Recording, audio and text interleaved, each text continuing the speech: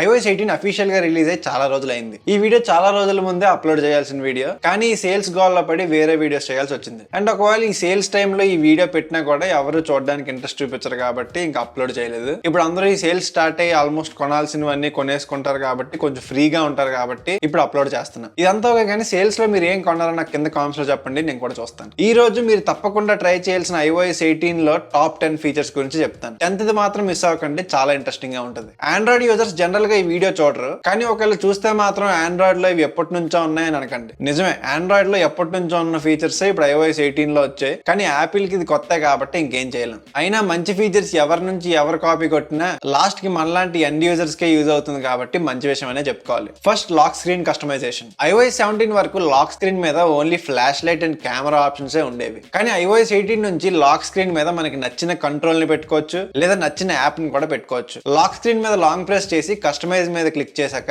మీకు నచ్చిన యాప్ ని సెలెక్ట్ చేసుకొని ఓపెన్ అయ్యేలా పెట్టుకోవచ్చు. ఇక్కడ మ్యాటర్ ఏంటంటే పైన కనిపిస్తున్న రెండు ఆప్షన్స్ లో రైట్ సైడ్ మీరు కెమెరా పెట్టినా పెట్టకపోయినా లాక్ స్క్రీన్ నుంచి లెఫ్ట్ కి స్లైడ్ చేస్తే కెమెరా ఓపెన్ అవుతుంది. సో కాబట్టి మీరు అక్కడ కెమెరాని తీసేసి మీకు నచ్చిన యాప్ ని గానీ కంట్రోల్ గానీ పెట్టుకోవచ్చు. ఇలా చేస్తే టెక్నికల్ గా మనకి లాక్ స్క్రీన్ మీద 3 కంట్రోల్స్ ఉన్నట్టు అవుతుంది. Home screen. iOS 18 నుంచి మనం ఏ యాప్ నైనా లాక్ చేసుకోవచ్చు. ఓన్లీ లాక్ ఒకటే కాదు, కావాలంటే లాక్ చేసి హైడ్ కూడా చేసుకోవచ్చు. యాప్ ని లాంగ్ ప్రెస్ చేసి రిక్వైర్ ఫేస్ ఐడి అనే ఆప్షన్ కనిపిస్తుంది. అప్పుడు అక్కడ ఆప్షన్స్ కనిపిస్తే మీరు ఓన్లీ లాక్ చేసుకోవాలనుకుంటే రిక్వైర్ ఫేస్ ఐడి మీద క్లిక్ చేయాలి. ఒకవేళ హైడ్ కూడా చేసుకోవాలంటే hide and require face ID అనే ఆప్షన్ కనిపిస్తుంది, దాన్ని క్లిక్ చేయాలి. హైడ్ చేసుకున్న యాప్స్ అన్ని యాప్ లైబ్రరీలో కిందన హిడెన్ ఫోల్డర్ లో ఉంటాయి. ఆ హిడెన్ ఫోల్డర్ మన ఫేస్ ఐడితో ఓపెన్ అవుతుంది. iOS 17 వరకు హోమ్ స్క్రీన్ మీద యాప్స్ ని ఎక్కడ కావాలంటే అక్కడ పెట్టుకునే ఆప్షన్ ఉండేది కాదు, కానీ iOS 18 లో యాప్ ఐకాన్స్ ని మనకి నచ్చిన దగ్గర పెట్టుకోవచ్చు. హోమ్ స్క్రీన్ కస్టమైజేషన్ కూడా చేసుకోవచ్చు. ఒకవేళ మనకి యాప్ ఐకాన్స్ పెద్దవి కావాలంటే పెద్దవి చేసుకోవచ్చు. Light mode or dark mode కూడా చేంజ్ చేసుకోవచ్చు. లేకపోతే మనం పెట్టుకున్న వాల్ పేపర్ కి తగ్గట్టు యాప్ ఐకాన్స్ కలర్స్ ని కూడా కస్టమైజ్ చేసుకోవచ్చు. ఈసారి కంట్రోల్ సెంటర్ మొత్తాన్ని రీడిజైన్ చేశారు. మనం ఇప్పుడు కంట్రోల్ సెంటర్ లో ఉన్న ఏ కంట్రోల్ ఐకాన్ అయినా సైజ్ ఇంక్రీజ్ చేసుకోవచ్చు. కంట్రోల్ సెంటర్ ఓపెన్ చేశాక లాంగ్ ప్రెస్ చేసి మీకు నచ్చిన కస్టమైజేషన్స్ చేసుకోవచ్చు. కొత్తగా కొన్ని పేజెస్ ని యాడ్ చేశారు,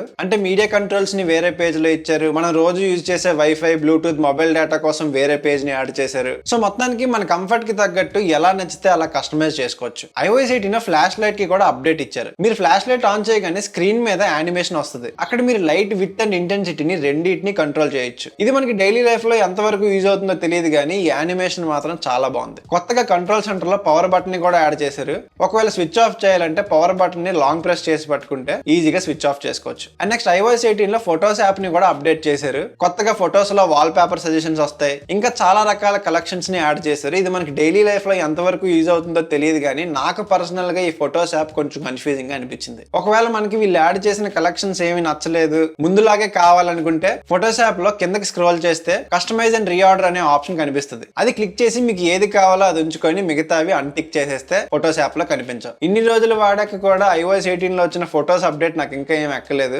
మీకు ఎలా అనిపించిందో కింద కామెంట్స్ లో చెప్పండి. మెసేజెస్ యాప్ కి కూడా కొన్ని అప్డేట్స్ ఇచ్చారు. మెయిన్ గా యూజ్ అయ్యే ఫీచర్ ఏంటంటే ఇప్పటి నుంచి మనం మెసేజెస్ ని షెడ్యూల్ చేసుకోవచ్చు. కానీ ఈ మెసేజ్ షెడ్యూలింగ్ ఫీచర్ అనేది only iOS to iOS work అవుతుంది. మీరు ఒకవేళ ఆండ్రాయిడ్ యూజర్స్ కి మెసేజ్ షెడ్యూల్ చేయాలంటే ఇది పనిచేయదు. అండ్ కొత్తగా RCS మెసేజింగ్ సపోర్ట్ కూడా తీసుకొచ్చారు. అంటే మనం ఇప్పటి నుంచి ఆండ్రాయిడ్ యూజర్స్ కి కూడా మెసేజెస్ యాప్ నుంచి హై క్వాలిటీ మీడియాని పంపించుకోవచ్చు. ఇంకా మెసేజెస్ కి కొత్త ఎమోజీస్ తో రిప్లై ఇవ్వడం, టెక్స్ట్ యానిమేషన్స్ తో మెసేజ్ చేయడం లాంటి ఫీచర్స్ ని కూడా ఇచ్చారు. మిగతావన్నీ మెసేజెస్ యాప్ లో మీరు చూస్తే అర్థమైపోద్ది. పాస్వర్డ్స్. మనం సేవ్ చేసుకున్న పాస్వర్డ్స్ అన్ని ముందులో సెట్టింగ్స్ లో కనిపించేవి, కానీ ఈసారి వీటి కోసం సెపరేట్ గా పాస్వర్డ్స్ అనే యాప్ ని తీసుకొచ్చారు. మొత్తం మనం సేవ్ చేసుకున్న పాస్వర్డ్స్ అన్ని ఈ యాప్ లోనే ఉంటాయి. అండ్ ఇప్పటి నుంచి వైఫై షేర్ చేయాలనుకుంటే QR కోడ్ లాగా కూడా షేర్ చేయొచ్చు. కానీ ఈ ఆప్షన్ ఏదో మనకి డైరెక్ట్ గా వైఫై సెట్టింగ్స్ లో ఇచ్చుంటే బాగుండేది. తెలిసిందే కదా, యాపిల్ స్టైల్లో మనకి కాంప్లికేట్ చేయడానికి పాస్వర్డ్స్ యాప్ నుంచే మనం వైఫై ని QR కోడ్ లో షేర్ చేయొచ్చు. అండ్ ఇక్కడ మీకు ఒక చిన్న డౌట్ రావచ్చు, పాస్వర్డ్స్ అన్ని ఈ యాప్ లో ఉంటాయి కాబట్టి మన ఫోన్ లాక్ ఎవరికైనా తెలిస్తే ఈజీగా ఓపెన్ చేసుకోవచ్చు అనుకుంటారేమో. ఈ పాస్వర్డ్స్ యాప్ ఓన్లీ మన ఫేస్ ఐడితోనే ఓపెన్ అవుతుంది. ప్రస్తుతానికి సెక్యూరిటీ పరంగా మన ఫోన్ పాస్వర్డ్ తెలిసినా కూడా ఈ పాస్వర్డ్స్ యాప్ ని ఎవరు ఓపెన్ చేయలేరు. నెక్స్ట్, సఫారీకి కూడా iOS 18 నుంచి కొన్ని అప్డేట్స్ ఇచ్చారు. ఒకవేళ మీరు ఏదైనా వెబ్సైట్ ఓపెన్ చేస్తున్నప్పుడు ఆ వెబ్ పేజ్ లో మీకు ఏదైనా డిస్ట్రాక్టింగ్ ఐటమ్స్ ఉంటే కింద సర్చ్ బార్ దగ్గర మెనూ ఓపెన్ చేసి హైడ్ డిస్ట్రాక్టింగ్ ఐటమ్స్ అనే ఆప్షన్ కనిపిస్తుంది. అది క్లిక్ చేసి మీ వెబ్ పేజ్ లో మీరు ఏం హైడ్ చేయాలనుకుంటున్నారో వాటిని సెలెక్ట్ చేసి ఈజీగా హైడ్ చేసుకోవచ్చు. ఇక్కడ మీరు తెలుసుకోవాల్సిన విషయం ఏంటంటే ఇదేమి యాడ్ బ్లాకర్ కాదు. ఒకవేళ మీరు యాడ్స్ ని రిమూవ్ చేసిన పేజ్ ని మళ్ళీ రీఫ్రెష్ చేస్తే యాడ్స్ అన్ని మళ్ళీ వెనక్కి వచ్చేస్తాయి. ఈ ఫీచర్ ఏంటంటే సపోజ్ మనం ఏదైనా వెబ్ పేజ్ లో ఏదైనా ఒక ఆర్టికల్ చదువుతున్నప్పుడు ఏదైనా డిస్ట్రాక్టింగ్ యాడ్స్ గానీ లేకపోతే ఇంకేదైనా కనిపించినా రిమూవ్ చేసుకోవడానికి యూజ్ అవుతుంది, కానీ యాడ్ బ్లాకర్ లా అయితే పనిచేయదు. Next, calculator. నన్ను అడిగితే iOS 18 లో క్యాలిక్యులేటర్ యాప్ కి చాలా మంచి అప్డేట్స్ ఇచ్చారు.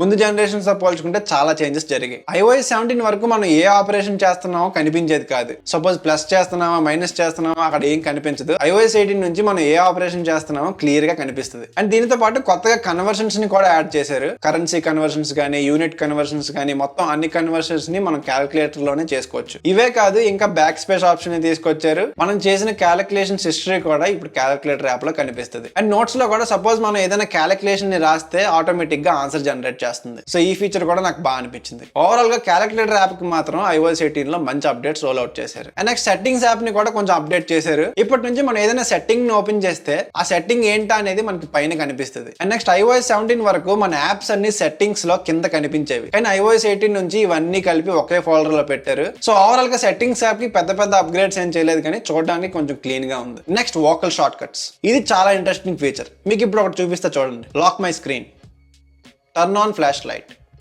Snap it.